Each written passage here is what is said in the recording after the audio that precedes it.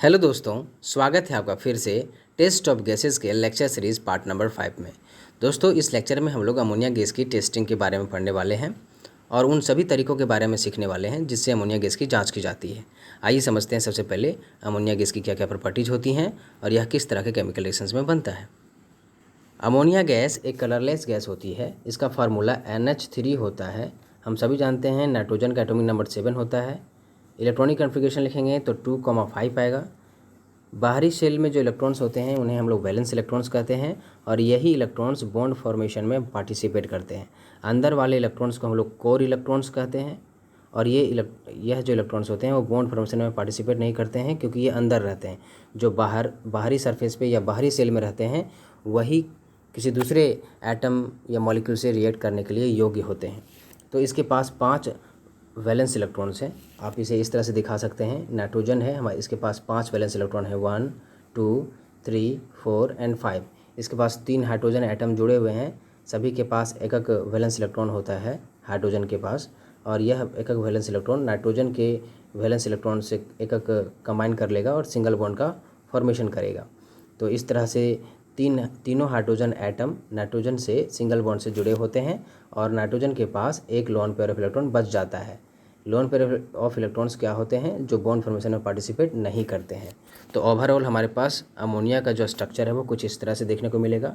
इस स्ट्रक्चर को हम लोग डिस्टॉर्टेड टेट्राहेड्रल स्ट्रक्चर कहते हैं। Distorted tetrahedral structure. तो इसमें आपने क्या देखा कि अमोनिया गैस में नाइट्रोजन के ऊपर एक लोन पेयर ऑफ इलेक्ट्रॉन्स है। और आप सभी जानते हैं कि एसिड बेसिस के अलग अलग डिफिनेशंस अलग अलग साइंटिस्ट ने दिए हैं। आप 10th लेवल में पढ़े हैं Arrhenius concept of acid and bases. उसमें आर्हेनियस कहते हैं कि एसिड उसे कहते हैं जो वाटर में डिजोल्व होकर H+ आयंस देता है, और बेस उसे कहते हैं जो वाटर में डिजोल्व होकर OH- आयन देता है। लेकिन इसके पास OH- आयंस है ही नहीं, तो सारे एसिड बेसिस को एक्सप्लेन नहीं किया जा सकता है आर्हेनियस के डिफिनेशन से। इसलिए अलग अलग साइंटिस्ट ने समय दर समय अपने डिफिनेशंस दिए। तो उसी में आगे आप फर्दर पढ़ेंगे Lewis concept of acid and bases. उसमें लेविस कहते हैं कि वो सारे स्पेसीज जिनके पास लोन पेयर ऑफ इलेक्ट्रॉन्स हो उन्हें हम लोग लेविस बेस कहते हैं। Lewis base. वो सारे स्पीसीज़ जिनके पास लोन पेयर ऑफ इलेक्ट्रॉन हो उन्हें हम लोग लेविस बेसिस कहते हैं। तो चूँकि अमोनिया गैस में नाइट्रोजन के ऊपर लोन पेयर ऑफ इलेक्ट्रॉन्स है इसलिए यह एक लेविस बेस है। चूँकि बेस है इसलिए इसका स्वाद कड़वा होगा। सबसे इम्पॉर्टेंट बात हमें समझनी होगी कि यह जो अमोनिया गैस है वो वाटर में हाईली सोल्यूबल होता है। जब आप अमोनिया गैस को वाटर में डिजॉल्व करेंगे तो ये हाइड्रोजन बॉन्ड बना लेता है, ऑक्सीजन और इसके हाइड्रोजन और इसका हाइड्रोजन और इसका नाइट्रोजन आपस में हाइड्रोजन बॉन्ड का फॉर्मेशन करेंगे और ये पूरी तरह से घुल जाएगा और NH4OH का फॉर्मेशन करेगा, अमोनियम हाइड्रोक्साइड बनाएगा। ये हाइड्रोजन बॉन्ड बना करके एक दूसरे में एसोसिएटेड रहते हैं, जुड़े रहते हैं और फिर अमोनियम हाइड्रोक्साइड का फॉर्मेशन करते हैं। इसलिए आप इनसे बहुत सारे सवालों का जवाब दे सकते हैं। पहला सवाल कि अमोनिया को अगर स्टोर करना हो तो हम लोग वाटर में स्टोर नहीं करते हैं, क्योंकि जैसे ही आप वाटर में स्टोर करेंगे तो आप देख सकते हैं अमोनियम हाइड्रोक्साइड बन जाएगा, तो आपको प्योर NH3 नहीं मिलेगा। आप अगर इसे अल्कोहल में रखते हैं तो अल्कोहल चूँकि स्लाइटली एसिडिक नेचर के होते हैं, वहाँ पर भी अमोनिया रिएक्ट कर जाएगा उससे। तो कहीं भी अगर अमोनिया किसी चीज़ से रिएक्ट कर रहा है तो आप उसको उस चीज़ में नहीं रखते हैं। इसलिए इसको जनरली हम लोग इनर्ट एटमॉस्फेयर में स्टोर करके रखते हैं, जहाँ पे ये रिएक्शन नहीं शो करता है, जैसे कि एयर में हम इसको स्टोर करके रख सकते हैं। उसके बाद दूसरी बात हमें समझनी है कि इसका स्वाद कैसा होता है। इसका स्वाद जो है वो आपको तीखा स्वाद नज़र आएगा, पंगमेंट स्मेल उसकी होती है। आप जब अमोनिया गैस को के पास जाएंगे तो आपके आँख में आंसू आ जाएगा, बहुत ही तीखी इसकी स्मेल होती है। तो इससे आपको बच के भी रहना है और ये हवा से थोड़ा हल्का होता है। तो इस तरह से हम लोगों ने अमोनिया गैस की कुछ प्रॉपर्टीज़ को देख लिया। अब हम लोग समझते हैं कि यह किस तरह के केमिकल रिएक्शंस में बनता है। अमोनिया गैस को बनाने के बहुत सारे तरीके हैं। हम लोग इसमें केवल 2 ही तरीकों के बारे में समझेंगे। सबसे जो पहला तरीका है वो काफ़ी इम्पॉर्टेंट और काफ़ी मोस्ट कॉमन लेबोरेटरी मेथड है। हम लोग क्या करते हैं, कोई भी अमोनियम सॉल्ट लेते हैं और उसमें कोई भी एक अल्कली मिला देते हैं, दोनों आपस में रिएक्ट करते हैं, हमें 3 चीज़ें मिलती हैं, अमोनिया, सॉल्ट और वाटर। आप अमोनियम का कोई भी सॉल्ट ले सकते हैं, जैसे अमोनियम आयन हमारे पास है NH4+, इसका कोई भी सॉल्ट ले सकते हैं, जैसे कि आप NH4Cl ले सकते हैं, NH4NO3 ले सकते हैं। तो ये कुछ सॉल्ट्स हैं इसके। आप अल्कली में कुछ भी ले सकते हैं, जैसे कि कैल्शियम हाइड्रोक्साइड भी ले सकते हैं आप पोटेशियम हाइड्रोक्साइड ले सकते हैं, आप सोडियम हाइड्रोक्साइड ले सकते हैं।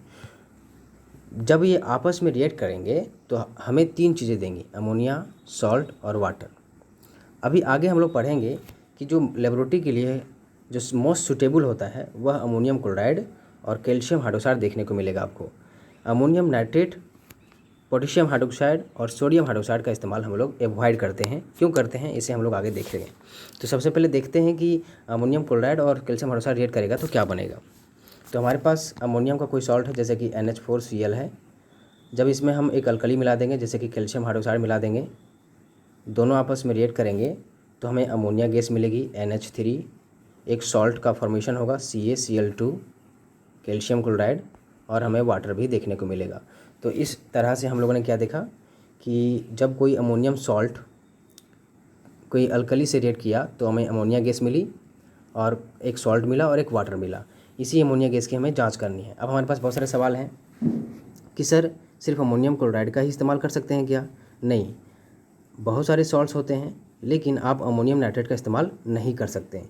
क्यों नहीं कर सकते हैं? क्योंकि यह एक्सप्लोसिव नेचर का होता है, विस्फोटक रूप होता है इसका, बम बनाने में इस्तेमाल किया जाता है इसका। और दूसरी बात, इसे आप हीट करेंगे तो ये टूट जाता है N2O में और प्लस H2O में। तो आप रिएक्शन कराना चाह रहे हैं अमोनियम के सॉल्ट का, लेकिन यह सॉल्ट रहा ही नहीं, डिकम्पोज करके नाइट्रोजन के ऑक्साइड और वाटर बना दिया, तो इसलिए इसका इस्तेमाल आप नहीं कर सकते हैं। इसलिए हम लोग जनरली मोस्ट सुटेबल जो रहता है वो अमोनियम क्लोराइड का इस्तेमाल करते हैं। हालांकि ये महंगा है, इसलिए इसकी क्वांटिटी हम लोग कम रखते हैं। तो रेशियो जो लेते हैं कैल्शियम हाइड्रोक्साइड, जिसे हम लोग सेलेक्ट लाइम कहते हैं, 3:2 का रेशियो मेंटेन करके रखते हैं। ये चीप होता है, काफ़ी सस्ता होता है, तो इसका हम लोग क्वांटिटी थोड़ा ज़्यादा रखते हैं। और ये थोड़ा महंगा है तो इसकी क्वांटिटी को हम लोग कम रखते हैं। लेकिन दूसरी प्रॉब्लम यहाँ पे ये भी होती है ना कि इसे हम ज़्यादा क्यों रख रहे हैं। ज़्यादा इसलिए रख रहे हैं और इसे कम इसलिए रख रहे हैं क्योंकि जो अमोनियम क्लोराइड है वो शबलाइम कर जाता है, शबलाइम ऊर्ध्वपातित हो जाता है।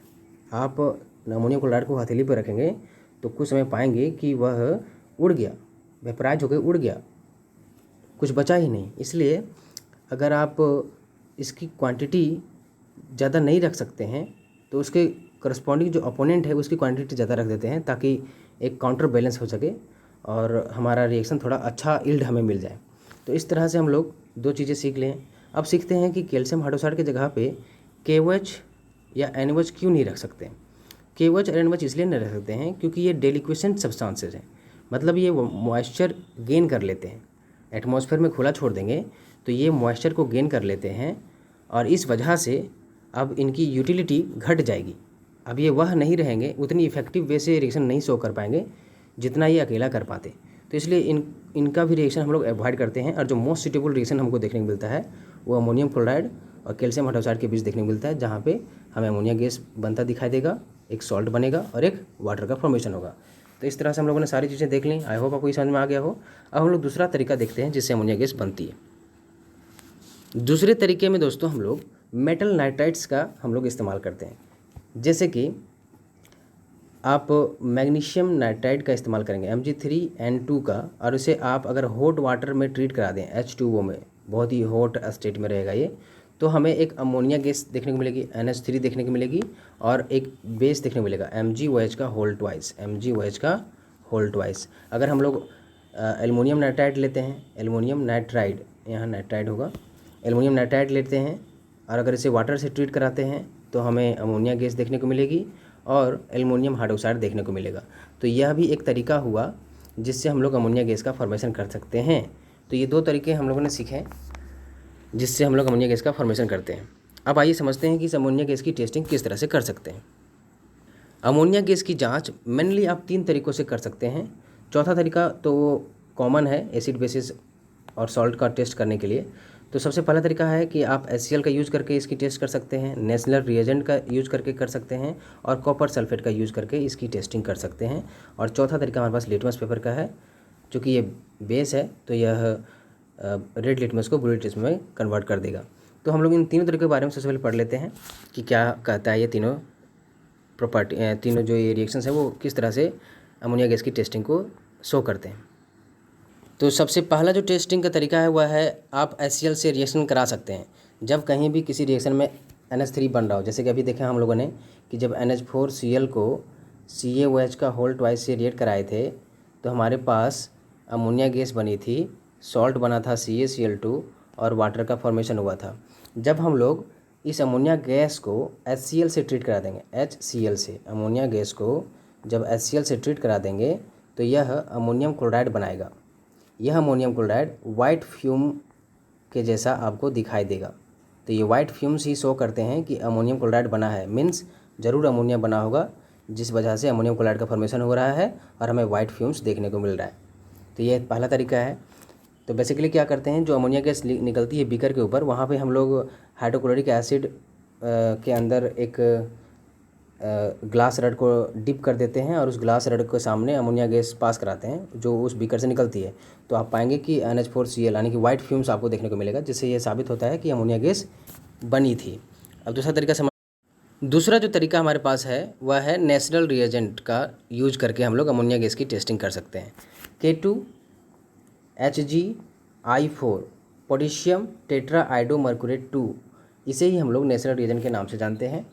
जब इसके अंदर से अमोनिया गैस पास कराई जाती है तो यह NH2HgO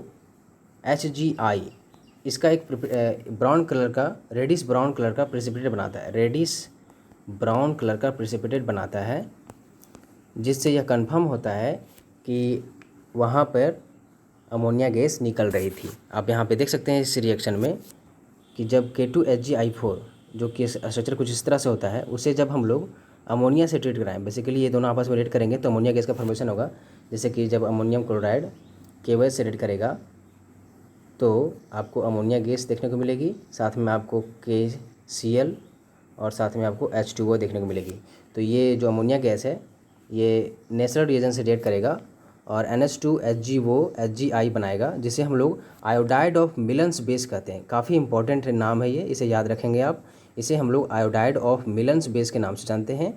ये ब्राउन कलर का पेपिटी होता है, प्रेसिपिटेट होता है और इससे कन्फर्मेशन हो जाती है कि अमोनिया गैस ज़रूर किसी न किसी रिएक्शन में बनी होगी, तभी यह इस चीज़ का फॉर्मेशन हुआ है। साथ में हमें साइड प्रोडक्ट रूप में हमें KI KCl और वाटर भी देखने को मिलता है। तो ये दो तरीके हो गए, काफ़ी इंपॉर्टेंट तरीके थे। अब हम लोग लास्ट तीसरा तरीका देखते हैं। तीसरा तरीका भी काफ़ी आसान तरीका है। हम लोग इसमें कॉपर सल्फेट का इस्तेमाल करते हैं।